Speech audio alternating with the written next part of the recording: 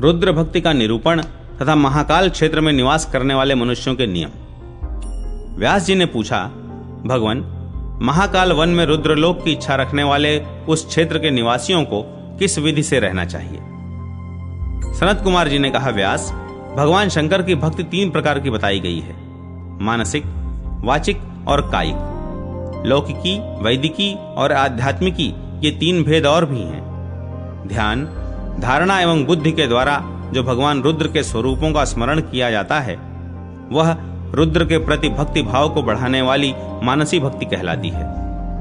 स्तुति और कीर्तन आदि वाचिकी भक्ति के अंतर्गत हैं। इंद्रियों को रोककर संयम में रखने वाले पुरुषों द्वारा जो व्रत, उपवास और नियम आदि का पालन किया जाता है, ज्ञान और ध्यान में स्थित धर्मात्मा पुरुषों की वह भक्ति कायिक कही गई है। गोघृत, गोदुग्ध, गोदधि, चंदन, कुंकुम, कुशोदक, गंध, विविध माल्य, अनेक प्रकार के धातु, घी, गुग्गुल, धूप, काला गुरु, सुगंधित पदार्थ, सुवर्ण और रत्नों के आभूषण, विचित्र माला, वस्त्र, स्तोत्र, पताका, व्यंजन, नृत्य, वाद्य, गीत, सब प्रकार के उपहार, भक्ष्य, भोज्य, अनुपान तथा अक्षतों के द्वारा जो पूजा की जाती है, वह लौकिकी भक्ति मानी गई है।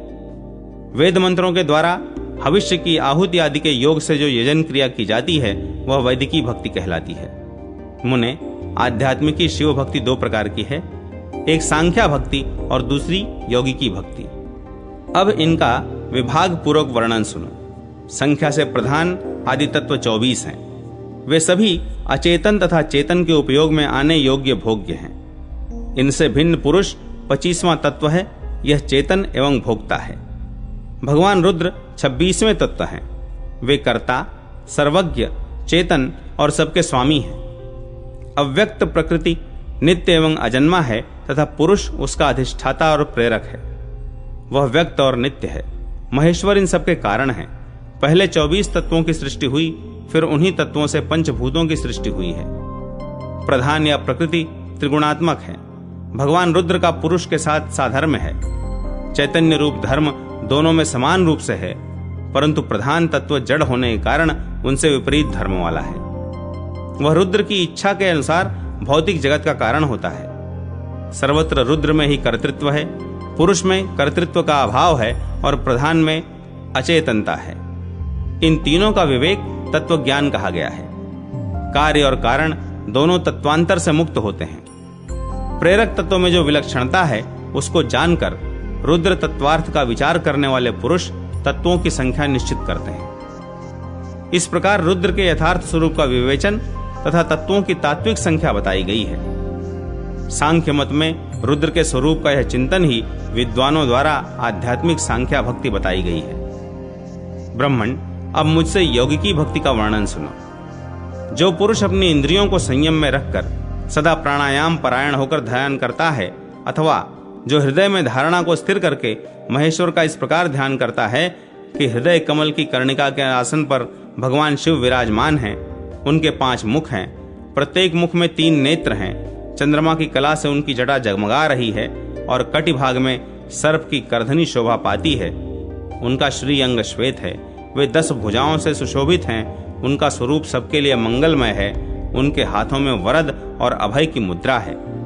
उस योगी के द्वारा किए जाने वाले इस ध्यान को भगवान रुद्र की पराभक्ति कहते हैं। जो इस प्रकार भगवान शिव के प्रति भक्ति रखता है, वह रुद्र भक्त कहलाता है। व्यास, अब महाकाल क्षेत्र में निवास करने वाले मनुष्यों के लिए जो विधि बताई गई है, उसको सुनो। जो ब्राह्मण ममता, अहंकार, आसक्ति तथा परिग्रह से रहित हैं, बंधुजनों के प्रति अनासक्त रहकर मिट्टी, पत्थर और सुवर्ण को समान समझते हुए महाकाल वन में निवास करते हैं, मन, वाणी और शरीर द्वारा किए जाने वाले त्रिविध कर्मों द्वारा सदा सब प्राणियों को अभय दान देते हैं, सांख्य और योग की विधि को जानते हैं, धर्म के स्वरूप को समझते हैं और संशय रहित हो नाना प्रकार के यज्ञों द्वारा भगवान शंकर का यजन करते हैं, वहां मृत्यु होने के पश्चात वे सभी अत्यंत दुर्लभ एवं अक्षय ब्रह्म सायुज्य को प्राप्त होते हैं। इस संसार में पुनर्जन्म न पाकर अक्षय मुक्ति लाभ करते हैं। क्षेत्र निवासी ब्राह्मण, क्षत्रिय, वैश्य अथवा शूद्र सबको अपने अपने धर्म में तत्पर होना तथा अपनी ही वृत्ति एवं आचार व्यवहार से जीवन निर्वाह करना चाहिए। भगवान शिव के भक्त सर्वतोभाव से जीवों पर अनुग्रह करने वाले होते हैं। जो मुमुक्षु मानव महाकाल वन नामक क्षेत्र में निवास करते हैं, वे मृत्यु के पश्चात सुंदर विमानों द्वारा रुद्रलोक में जाते हैं, अथवा जो उपलब्ध हुई ज्ञानाग्नि में अपने शरीर आदि अनात्म पदार्थों का हवन करता है, नित्य रुद्राध्याय का पाठ करता है और महान सत्व से संपन्न है, वह भगवान शंकर के धाम में निवास करता है। हालाहल दैत्य का वध, रुद्र सरोवर की महिमा तथा कुशस्थली में 4 समुद्रों का आगमन और उसका महात्म्य। व्यास जी बोले, भगवान, आचार सब धर्मों में मुख्य है, वही सब धर्मों का आश्रय है। जो स्वधर्म में तत्पर, क्रोध को जीतने वाले तथा इंद्रियों को वश में रखने वाले हैं, वे तो भगवान शिव के लोक में जाते ही हैं। उनके लिए मेरे मन में कोई चिंता नहीं है। वैसे लोग तो किसी उत्तम क्षेत्र में निवास किए बिना भी पूर्वोक्त नियमों के पालन से ही चंद्रमा के समान कांतिमान विमानों द्वारा निश्चय ही रुद्रलोक में चले जाते हैं। परंतु जो स्त्रियां, शूद्र, म्लेच्छ, पशु पक्षी, मृग, मूक, जड़, अंध और बधिर हैं, जिनमें तप और नियम का अभाव है, वे यदि महाकाल क्षेत्र में मृत्यु को प्राप्त हों तो उनकी क्या गति होती है। सनत कुमार जी ने कहा, ब्राह्मण, यदि स्त्री, म्लेच्छ, शूद्र, पशु पक्षी और मृग भी अपनी स्वाभाविक वृत्ति से ही उस क्षेत्र में मरें तो वे दिव्य शरीर धारण करके रुद्रलोक में जाते हैं और वहां सब प्रकार के सुख भोग से संपन्न होते हैं। एक समय देवताओं के लिए कंटक रूप हालाहल नामक दानव महाकाल वन की ओर दौड़ा हुआ आया। वह दुरात्मा क्रोध से जल रहा था। ब्रह्मा जी का वरदान पाकर देवताओं के लिए दुर्जय हो गया था। उसने भैंसे का स्वरूप धारण कर रखा था। उस देव शत्रु को आते देख पिनाकधारी भगवान शिव अपने गणों से बोले, पार्षदों, यह मायावी दैत्य तीनों लोकों के लिए कंटक है और बड़े वेग से इधर आ रहा है, अतः तुम सब लोग मिलकर इसे मारो।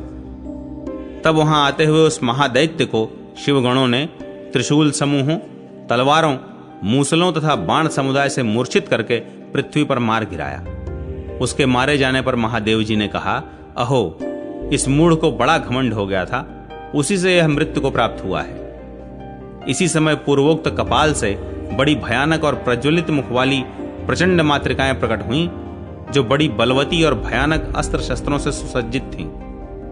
वे उस स्थान पर दौड़ी हुई आईं और महादेव जी को निवेदन करके उस महाबली दैत्य को काट काट कर खाने लगीं। इससे वे इस क्षेत्र में कपाल मातृका के नाम से विख्यात हुईं। पूर्व काल में वहां स्थापित हुए कपाल को भेद कर एक कुंड प्रकट हुआ, जो शिव तड़ाक के नाम से प्रसिद्ध है। वह सब पापों का नाश करने वाला है।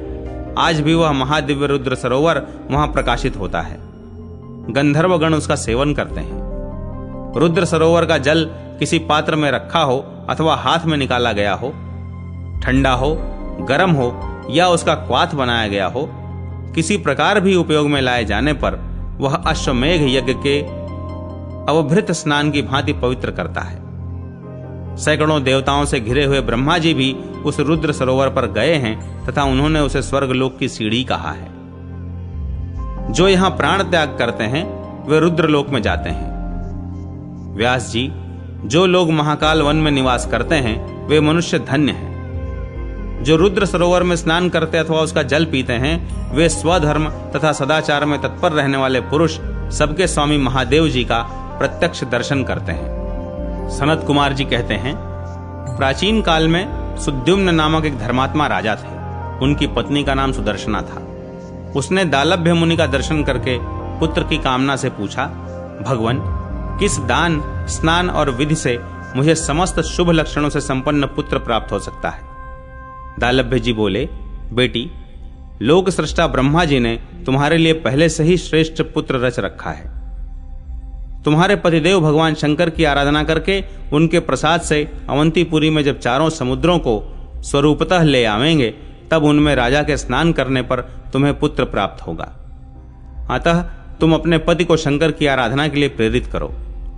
दाल्भ के वचन से रानी सुदर्शना ने अपने पति को भगवान शंकर की आराधना के लिए भेजा।